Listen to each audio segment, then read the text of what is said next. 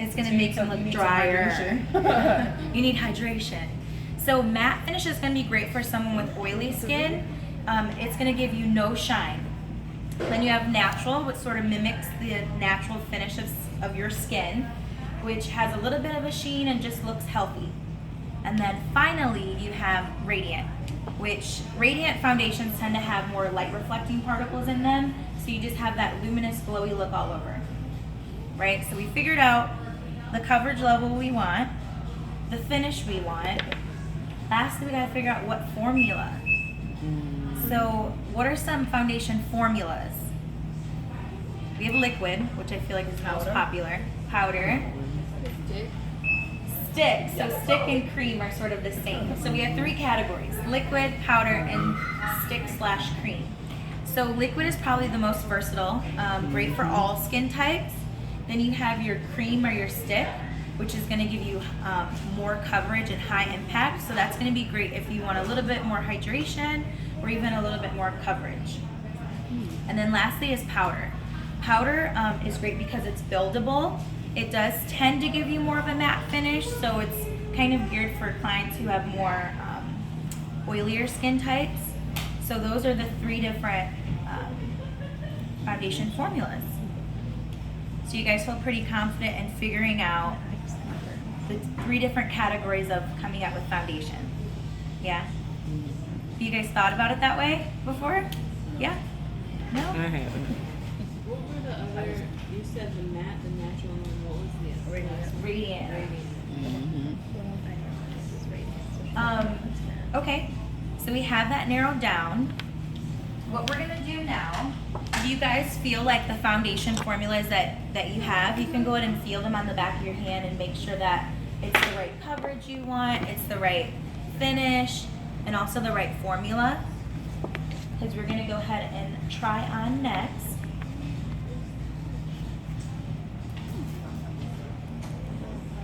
You doing good? Yeah.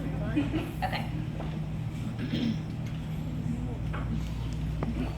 And you guys, this isn't your typical class. Feel free to engage. So, I need foundation. Pass me the foundation, please. Thank you. And concealer. Because that's important, right? Concealer. Okay. All right. So you guys have a ton of brushes in front of you. We also have the infamous beauty blender. Have you guys seen this guy before? Yeah. Who hasn't felt one? No? Anyone else? Is your life being changed right now? Isn't it soft? So cool. Yeah, probably different. Like the gel. Probably hard as a rock. Yeah. So we have 2 different tools to apply liquid or cream. And then we have our tool to apply powder. Is anyone using powder foundation?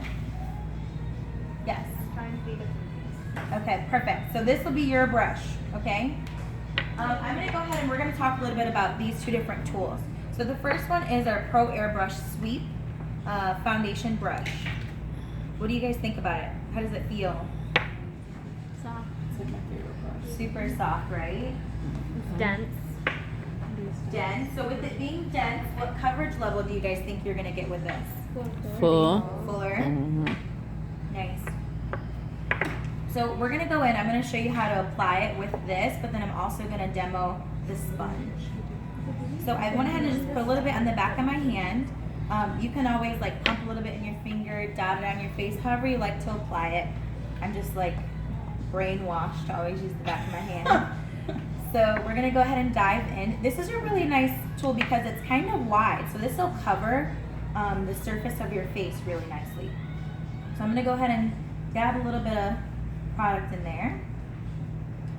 How often do we clean this after each use? We have to clean it, and how do we do it? That is a really good question. Taylor, when should you clean your brush? I feel like at least, and I know like even like us, we're guilty of it. And I feel like at least if you could do it like twice a month. And like for me, somebody who's really oily and acne prone, I do it more religiously, just because I can kind of tell when I need to clean my brushes because I'll get certain like breakouts somewhere. But I feel like a really like healthy version is No, like but at what least do twice a we month. clean it with? We have like we sell actually like brush shampoos, and there's like solid ones, there's like sprays. So we can show you some. Yeah, the solid one's really easy because it literally just comes as like a solid, and I'll kind of just like use water, brush it, rinse it off, and then it's like good to go. That's a really good question. And you'll know because your brush, if it's matted up, it's definitely time to clean it. So I'm sort of going in using the whole surface of the brush and doing a swiping motion. So liquids are great because you can build up. You can build up the coverage by adding sheer layers and swiping. One other technique that you could do is more tapping or dabbing. What do you guys think that this is gonna do? Lock it? Well, yeah, we're really putting it where we want it. That's Doesn't it for give you sure. a bit more of a natural finish? Yes, definitely. And it also helps out with coverage too. Just think if you're packing something on, padding, it's gonna build up the coverage versus swiping is almost shearing it out too. Yeah. Now this brush is really cool because you could even use like the different angles to get around like certain sides of the face. And then whatever's left on your brush, you can just take a little bit and just run it down here. I personally like how small it is. It's a shorter handle, it's a smaller brush. I think it's easier to hold, and then how you said to get around the different angles of the face, it works out perfect. Now, brushes versus sponges. Brushes tend to give you more coverage because they tend to put more product on. Sponges, they do absorb a little bit of your foundation, but they tend to give you more of that natural finish and more sheer to medium coverage. So I'm going to show you guys with the sponge how we're going to use this. I love the shape of this. It's so simple. I like to use the larger side to sort of like pat product in larger areas. And you can even use the smaller side to get around like the eyes or the nose, how we talked about earlier. If no one's really familiar with the beauty sponge, it starts off dry, and then you get it, like I'll get mine, I'll just run mine under the faucet for a couple seconds, then I like to get mine really wet, and then I just squeeze all the water out of it. 'Cause you don't want it too wet, because then like I feel like my foundation doesn't go on, so I kind of like it like where it's at right now. Wet? I know a Yeah, lot it's of going people to don't know expand that to you get, get it it's wet. actually a little bit smaller. We have a bit of beauty blenders too if you guys want to try them on during the try-on portion. So what questions do you guys have for us?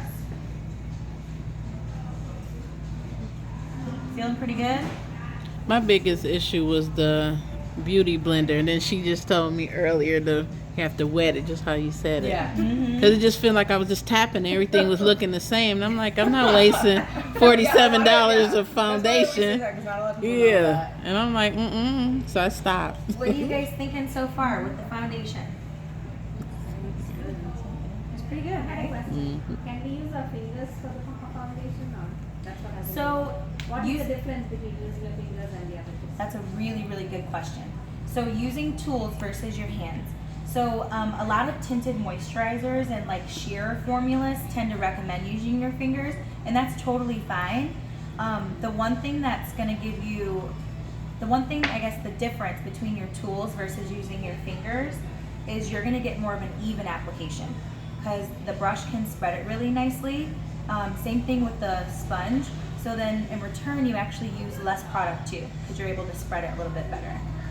That's a really good question. I think someone asked that the last class. So yeah. All right, you guys ready for concealer?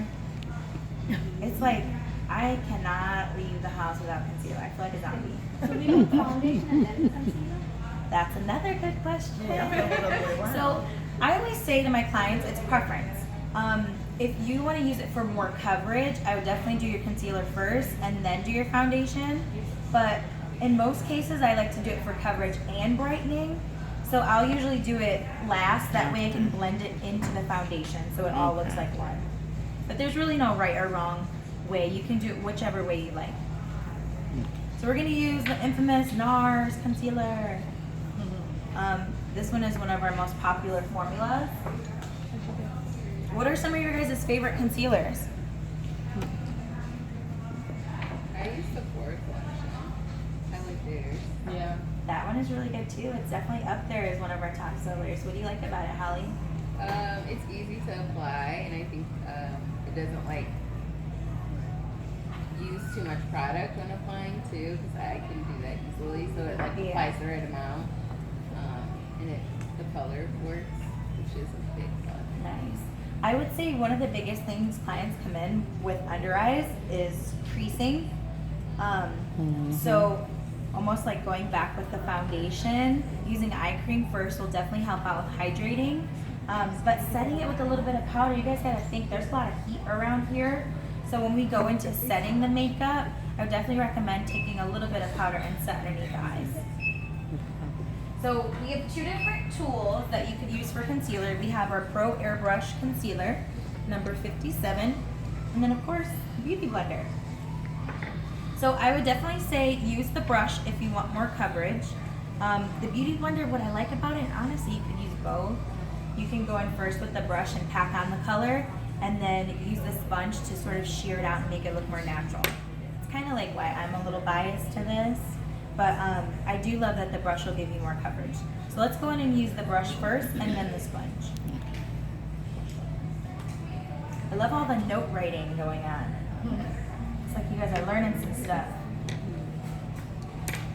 So you guys, all right here, right in that little hollow, I'm gonna turn my head back and forth, is where we tend to have the most darkness. So I really like to pack it on here and then blend it out. Also too, right in the inner corner, we usually have like a little bit of blue veining or darkness there. So don't be afraid to bring that concealer up in there too. So that's the purpose of the concealer, is to pinpoint the dark spots. Like Yep, its main purpose is to almost, hold on, I can't say conceal to conceal. To hide dark circles, I guess that's a good word, thanks. To hide the dark circles. Most of your concealers though do have like brightening properties too. You know, because we're always tired. I like to think of your concealers like your cup of coffee. You know, just perks you up. That's cute. Yeah. So I'm gonna go in with the brush and I'm gonna do more tapping. And one little tip I always like to tell my clients is tapping with the skin, but also against. Why do you guys think we want to do that? Get all the nooks and crannies. Yes, exactly. Really work it in there. Not that you have nooks and crannies, but just other people. Well, I don't care if you're 7 or 72. We all tend to have a little bit of, you know, fine line, just the way our eyes are naturally shaped. So you really want to work that product in there into the nooks and crannies. I like that.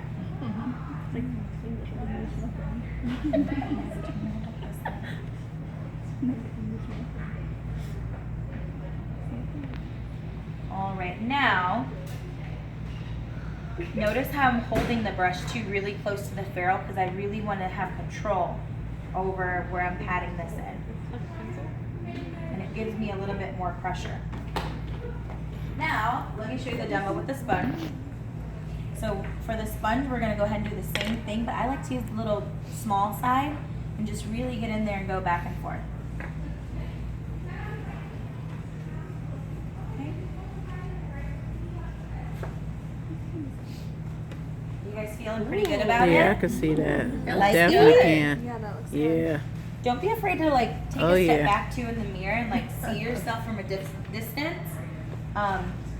Also too, I like to pop a little bit out here. Sort of helps to lift the eye. It's a really good trick. Can she turn before you blend that out? Just Yep. So she, yeah, perfect. Being such a good model. Nothing like getting paid for. I have a question. Yeah. Okay, so what about all the people on Instagram, right? Who like conceal up here and like down here and Did a all- big triangle. Yeah. Mhm. So they're almost using their concealer as like a highlighter. So highlighting and contouring. We like powder foundation. You guys have the Precision Powder number 59. This one is really nice because it has a really beautiful tulip shape. So it's great to get in the smaller areas around the face.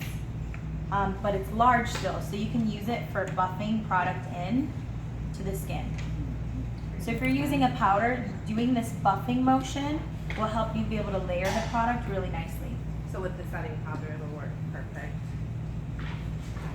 So, quick recap. That we kind of went over a lot, right? So, trying on your foundation, you can use any of the brushes or sponges, and then we're gonna go ahead and layer concealer, and then we will come back and we will complete the look with either a setting spray, setting powder, blush, or bronzer, whichever one your coach picked out for you. Okay. Do you guys have any questions? Like your eyes, because I have really oily eyelids for some reason, which sounds gross, but that's what I got. It's really And fun. that's what the Yeah. spray is good for. Yeah. I'm like, So I always like to refer to your Yeah, setting they spray do. almost as like hairspray for your face. It doesn't feel like hairspray, thank God. But setting sprays are actually, they're more geared for someone who uses a powder foundation because it sets it, because you wouldn't set a powder with a powder, kind of really wouldn't make sense.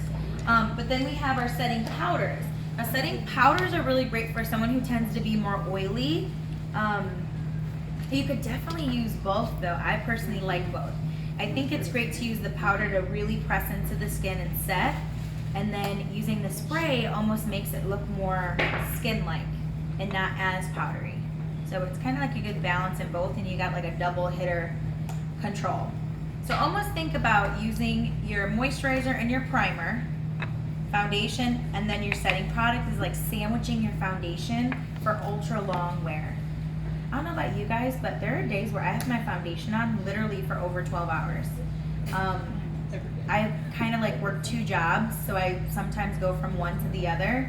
So I don't have time to redo my makeup, especially working here at Sephora. My makeup has to look, decent.